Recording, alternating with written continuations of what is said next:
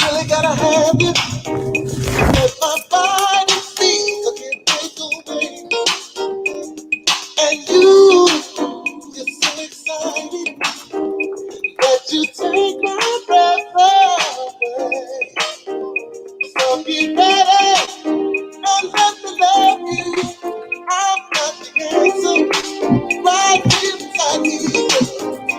Love is the devil. I wanna take you, I wanna win, girl. So let me know what's on your mind. I'm curious about your loving. I'm curious. I wanna know what's on your mind. I'm curious about your loving. I'm curious. I wanna know what's on your mind. Ooh, yeah. We should get together. Cause right now, love is still a storm. And I'm anticipating. I wanna know about you. Oh, lovely lady, hear my intentions. I'd like to have you right here beside me. Love is the devil. I wanna take you through. I wanna win, girl. So let me know what's on your mind. I'm curious about your loving. Welcome back to another episode of Guy Live B2B Jam Session. Hope you all are having a curious Monday. Shout out to my homie Nikhil for joining us. Shout out to Eric Williams. Just dropping in to say hi, bro. I commented. I commend you and I'm inspired to be a thought leader in my own right. Shout out to my homie Eric Williams. Thank you for the love, man. Appreciate you for joining us this lovely Monday. And Reckham, I'm a Texas Tech alum, so Eric is also a Texas Tech alum. He's doing pretty amazing things. Make sure you check out his YouTube channel with him and his daughter. I love it. I love their content. And shout out to the homie Nikhil once again. With that said, today I'm on with a phenomenal guest and thought leader who's super active on LinkedIn. In fact, I've already shared his LinkedIn handle with you all in the comments, so you all can check him out. Today I'm joined by someone that if you don't know now, you will want to know by the end of this episode. You will want to follow religiously because his content is not only motivating, it is inspiring. And he shares a lot of amazing tips, not only on, finding, physical fitness and holistic fitness in your life, but also, how do you build a systemic sales process? Ken's been through a lot. He'll probably touch on a little bit of that on this episode. But for many founders and executives, growing the explosive sales team is pretty tough if you're not familiar with sales or if it's your first business. Ken, who is the leader and the founder of Ken Linden Associates, they help you with putting an ROI on your sales process and helping you package your sales around whatever service that you are selling. They have a team of experts that really specialize in this, and they've worked with companies from $1 million who are making $1 million to $150 million in recurring revenue. So this guy is not only a sales guru, but he's also someone that's really focused on helping people achieve that holistic fitness in their life, right? Making sure that they're living a life in accordance to their motivation, to their passion, and really the vision of where they want to see their life goes at the end of the day. So I'm going to really touch on a little bit on how he's persevered through COVID-19 as the world is kind of changing back up, but also his tips on building a repeatable sales process. Ken has all kinds of tips on that. And in fact, it's his go-to area of expertise, if anything. But we're also going to talk a little bit about life as a father of three and how does he balance everything that he has going on in his life as an entrepreneur and also as a father as well. With that said, no further ado, Ken, welcome to the show, my friend. Hey, what is going on? I'm so just honored you take a little bit of time to let me come along for the ride and sit in the passenger seat as we do this and have a little conversation. Thank you, Ken. By the way, I've told you before we even started this episode that your lights are amazing, man. I feel I see all of you. I'm just telling you, if they're too bright, it's just because I'm trying to calm down the brightness of my life. Yeah. I love it, man. Ken, tell us a little bit where you joining us from today. Oh, in good old warm South, Atlanta, Georgia, USA. So just outside of Atlanta, and we're going to be 90. So for those of you in the Northeast, you're in the US, you're probably wondering what 90 feels like. So 100%, man. So Ken, Ken London and Associates, that's your personal business. You've been building that for quite some time. But talk to us a little bit before that, right? Yeah. How did you get into entrepreneurship? Were you always an entrepreneur?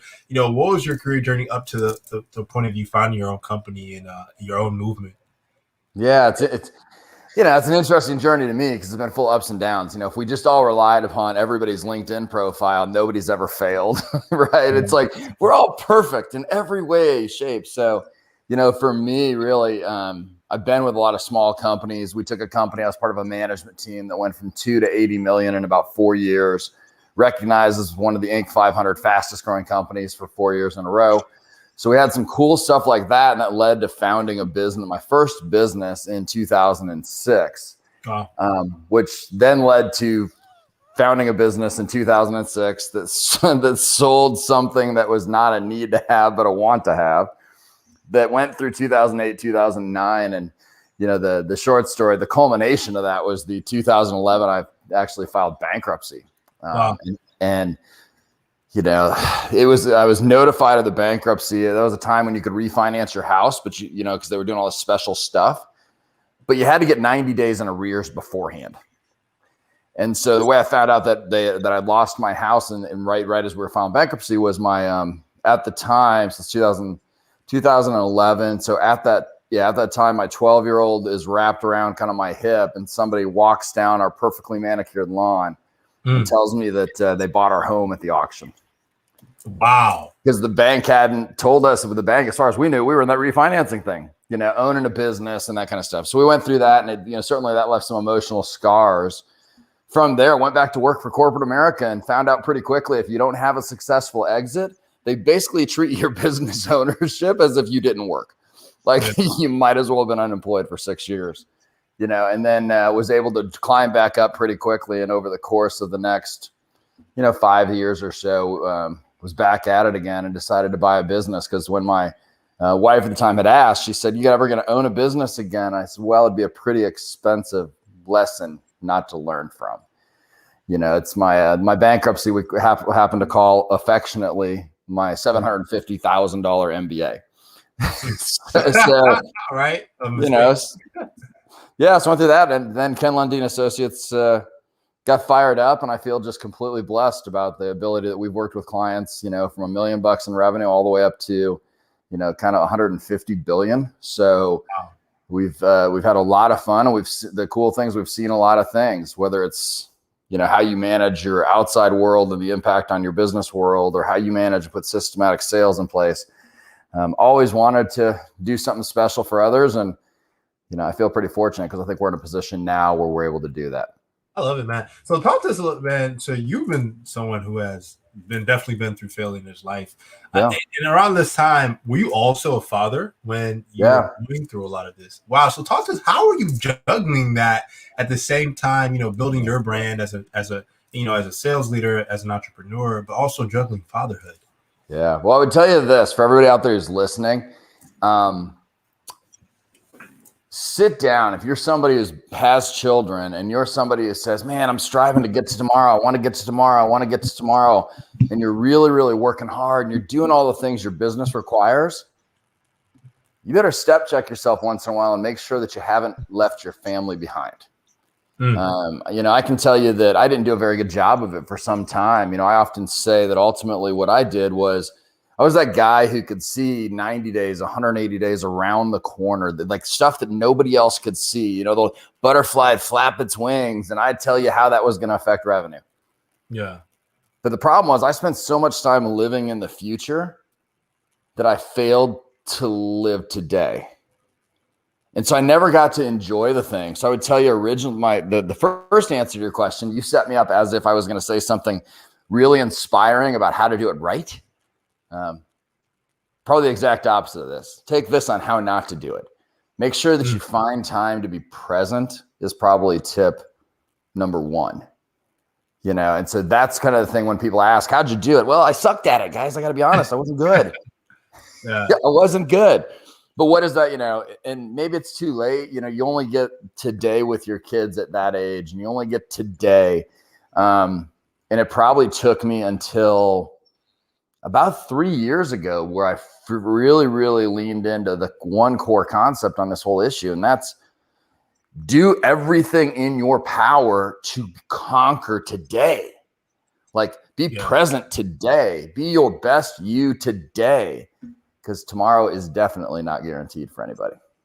That's a powerful statement, especially, you know, you have the win the day statement on you all right there. And I'm a firm believer in being present and understanding that every day is day one. If you do your best today, that will lead into your tomorrow and thereafter.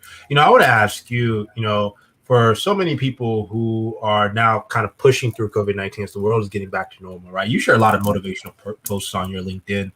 You know, there's some people who've lost their motivation, right? The pandemic really struck them hard. They lost their jobs. They lost their businesses. They're a founder or CEO and their company's in turmoil. What do you have to say to them if they're looking to, I guess, navigate life again and find that motivation and inspiration? Yeah. So one is stop being a receiver of information and start being a creator. Ooh. You know, so that's kind of the first thing. We spend so much time just absorbing the world. So I'm not perfect, guys. Like I got divorced, and when I moved out, I don't have a cable now in over 3 years. And I'll tell you that silly thing has cleaned up my ability from what I choose to receive or create, but start creating your own messaging, your own thing around where you want your life to be and be purposeful about it. So the first thing we have to do is we have to understand what's setting our mental and emotional tone when we wake up in the morning before we go to bed. So I'd say, you know, whether you went really hard and you lost your business, or you lost a job, or you were furloughed, or you felt like you were cheated on this or cheated on that, there's a certain point where you just have to focus on the things you can actually control. And you have to decide and be super intentional. I have something we call the 3-foot rule. And so I kind of stand like this, and I don't know if it's 3 feet or not, but it's kind of the way I call it, right? So I put my arms out to the side and I kind of do this thing. And if it doesn't come directly into that circle where I can actively control it, I don't put any emotional energy into it. Wow. That's powerful. So I think that's, you know, that's how do you just get, that's like phase one. How do you just kind of get to where you are all of a sudden controlling what you can control again? Those concepts. And the second thing is, don't focus on what you can do. Like we talked about, I focused so strategically on what my life was going to look like 18 months from now that I didn't do the thing today. Find the small goal today. Like, let me speak to the person who's getting crushed. The person who wakes up in the morning and goes, I don't even want to deal with this today. Get out of bed 5 minutes earlier and have that be the only goal for the next week. Yeah. Do the little things. There's a great book, and I forget the author, called Atomic Habits. Yeah. Go listen to that. Do what we call in our business habit stacking. Do a little one, get really good at it. Do another one. So that's how I'd go through it if I was feeling like I just, you know, been kicked in the teeth a couple times. Yeah, and I know there's some people who are listening within our community right now who need that little framework, man, because I think some people often focus too much on the uncontrollables, right? You know, my boss did this, right? Or my job is doing this, or my family, you know, it's always everyone else versus where you can focus on and kind of can help you evolve out of that challenge. Yeah, let's be really clear about one specific thing. If your happiness depends on somebody else changing their behaviors to make you happy, you have no hope of ever being happy. Dang. You know, that's powerful. That's you just dropping bombs on us, man. Well, it's, you know, I've started to own my world, and I've gotten kicked in the teeth a few times, and you know, gosh, man, I'm gonna be 50 this year, and life's just short. I don't know. You start reflecting on that stuff. Yeah. No, it seems to be working for you. You seem pretty happy, Ken. Yeah, I've got things are pretty good, but it doesn't. You know, I'm just not as perfect. Like I was struggling. We were talking before we actually came on live, right? Like I tore my bicep. Oh, I don't know if you can see it in the thing, but there's a huge scar here where I tore my bicep off the bone about 3 months ago. Man, I'll tell you what, the last 3 months I've been struggling.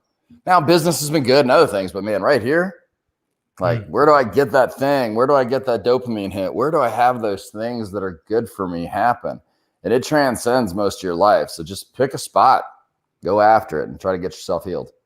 I love it. Well, I think that perfectly leads into, let's talk a little bit about business and sales, man. So you are known for helping entrepreneurs and companies build systematic, predictable, and sales systems that scale as they grow. Yeah. So talk to us a little bit about this, man, because I'm a business owner and I know there's some business owners who are listening right now. Give us the sales sauce, man. What is the framework that you often use for companies that are enterprise level but also startup level? How should they approach sales in this climate right now, man? Yeah, so first of all, kind of our secret sauce is something called the Sales Alpha Roadmap. And what the Sales Alpha Roadmap does is, regardless of size of company, it identifies kind of where the biggest gap in your sales system occurs, right? Is it because it's systematic? So whether you're a corporate innovation center of $1 billion company or you're a post-revenue startup, like product market fit is the thing we got to figure out first, right? And so through companies you've invested in, as I've seen, you've done a lot of investments and such, like they'll come to you and product market fit might be 60%, it might be 80%, but it's never 100. And a lot of times they'll move past product market fit to try to scale first. Well, that's part of the problem, because if you don't do that, which is when you start to talk about it, we're looking at this market acceleration program, the issue becomes you actually give up margins and sales along the way, and it makes it harder to sell. Kind of second phase, we get product market fit right. Well, have you done the process of sales correctly? Right? So do you have something in place that's processed? Because we know the hard part for that, even in corporate innovation or in post-revenue startup, goes, I'm founder-led sales. And so let's be clear. As the founder, I'm the best salesperson, even if I'm only technical. And it's because I believe more, right? You know that. The sense of belief is so strong that they can sell it.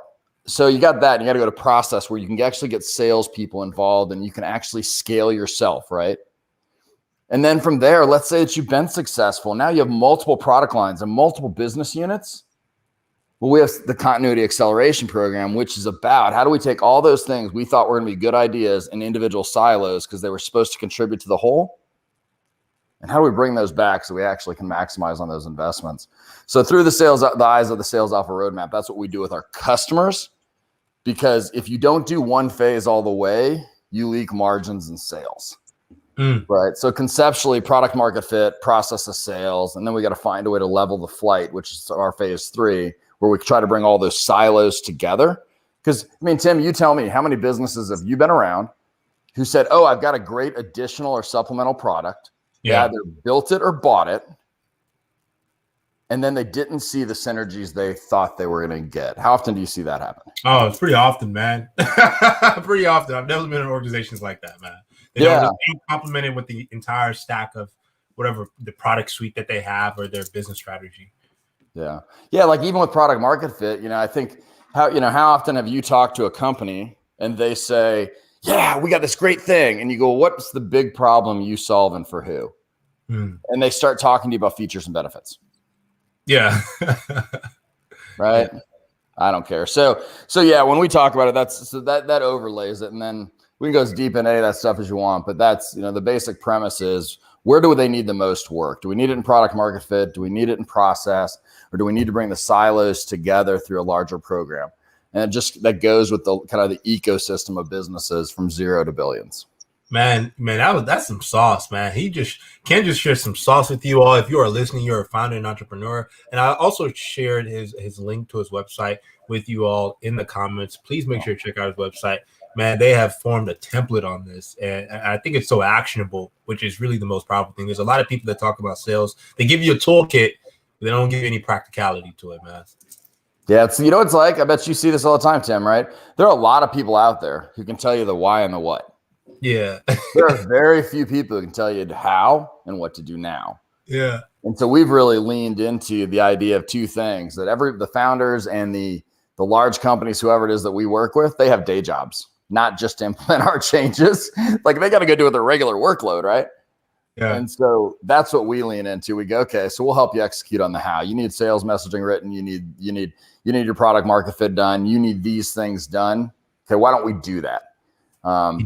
We just find a way to make it work so they can actually make the changes they're looking for.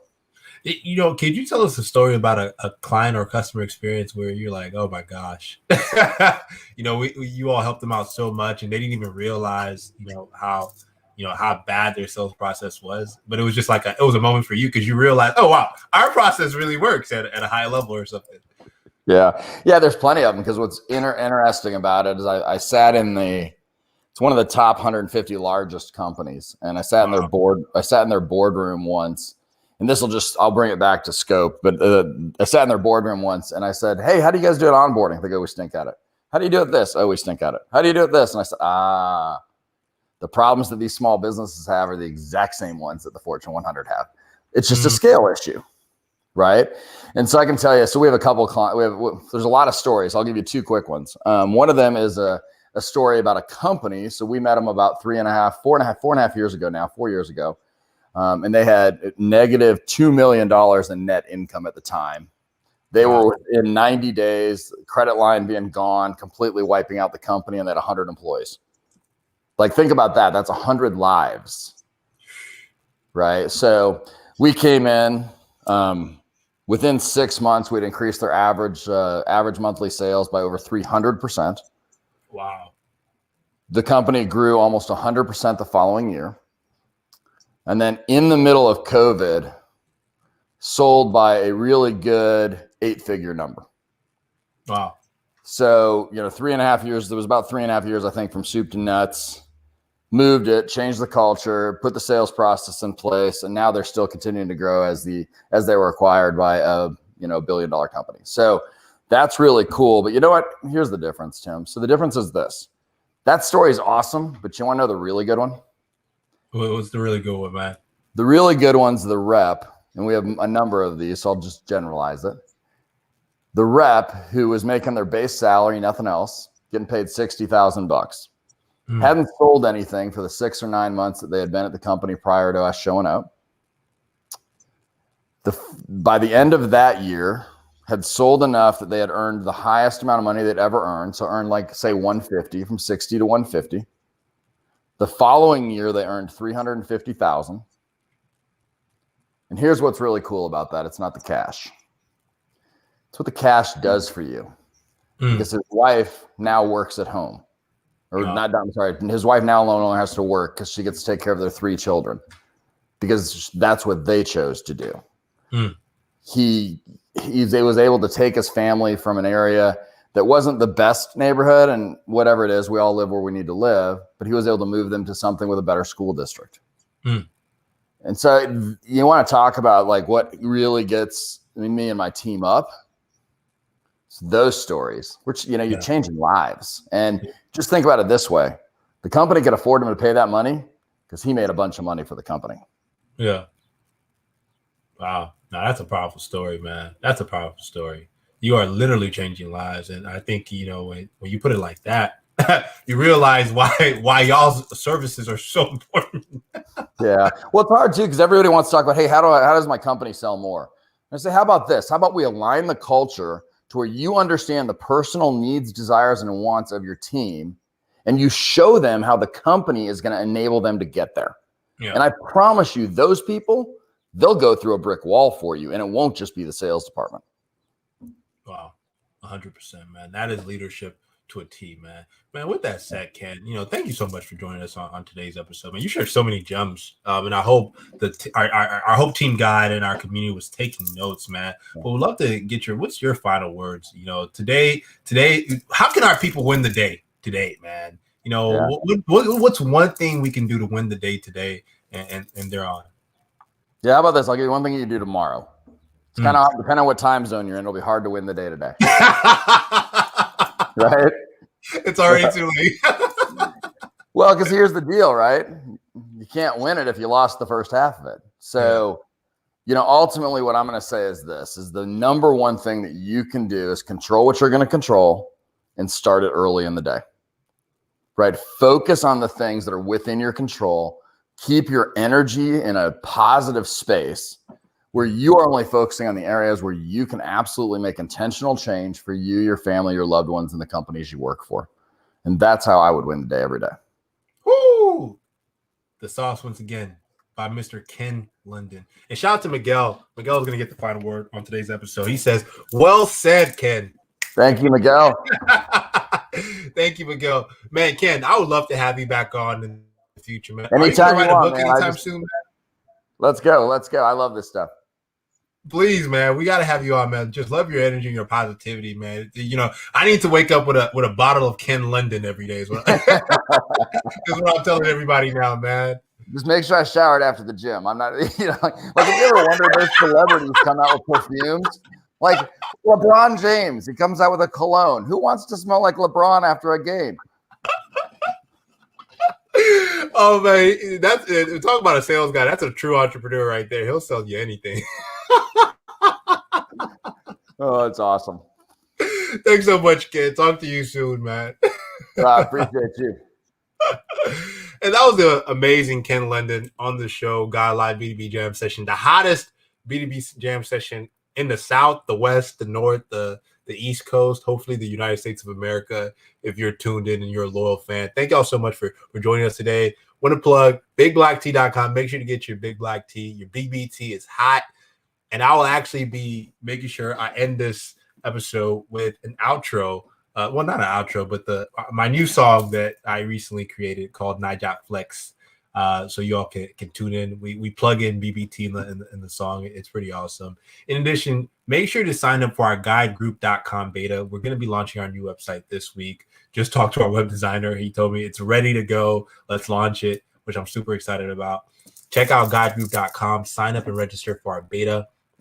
We're super excited to be expanding our beta and to be onboarding more amazing folks to our amazing platform. The movement continues. So check out guidegroup.com and get early access to Guide Beta to help onboard and train your remote teams no matter where they work. All right. With that said, thank y'all so much for tuning in. Check out Ken's website. I've shared it in the comments. The sales alpha roadmap. I've shared it all. Make sure you check out kenlondon.com. Man, what a great guy. Learned so much from him in such a short amount of time. All right, y'all. Be well. Stay awesome. Stay cool. Gonna let you all out with Nijat Flex, which is my new song. It's not a hit yet, but I think you all can help us get there. My new song, Nijat Flex, Nijat Chopper Flex. Check it out. It's gonna be streaming on Spotify pretty soon, but it's pretty much out there. Check it out. Let me know what you think. All right, y'all. Peace.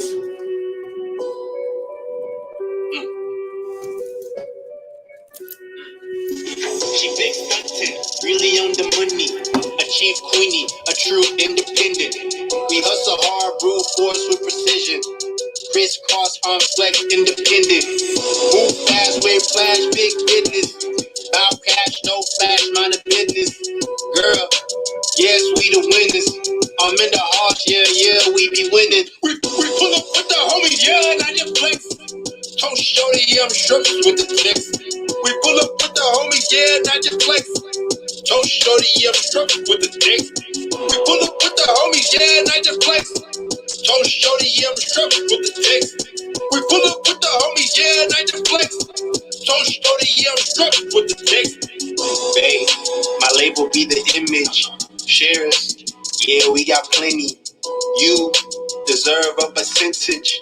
Us, we only come for digits. Guys, we, they be winning. Guy style, we the signal. In it. BBT talk, yeah, she got figures. BBT bod, yeah, she be winning. We pull up with the homies, yeah, not your flex. Told shorty, I'm struggling with the text. We pull up with the homies, yeah, not your flex. Told shorty, I'm struggling with the text. We pull up with the homies, yeah, not your flex. Told shorty, I'm struggling with the text. We pull up with the homies, yeah, not your flex. Told shorty, I'm struggling with the text. Not your style, man, we be killing. Like gal, ooh, she be sinning. Bush boy, we only make killings. All-star, you already know the business. Homie, you ain't with the business. Stop. I own the percentage. Style. You wish you had it in you. Minute. She fly with the bitches. Girl, yes, we the winners. I'm in the heart, yeah, we be winning. Girl, yes, we the winners. I'm in the heart, yeah, we be winning. We pull up with the homies, yeah, not your flex. Don't show the structure with the text. We pull up with the homies, yeah, not your flex. Don't show the structure with the text.